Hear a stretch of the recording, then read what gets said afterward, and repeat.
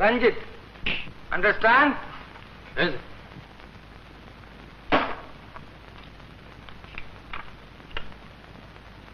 ₹500 துரை. என்ன போதாதா? ஐயோ போதும் துரை, அதுக்கு மேல தாழ மாட்டேன். அதுக்கப்புறம் எனக்கு தூக்கமும் வராது, நிம்மதியும் இருக்காது.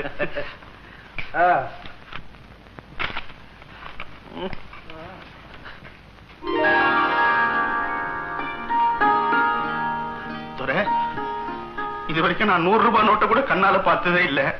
நீ எனக்கு ₹500 செக் தந்திருக்க. சத்தியமா சொல்ற துரை, நீ ரொம்ப நல்லா இருப்ப.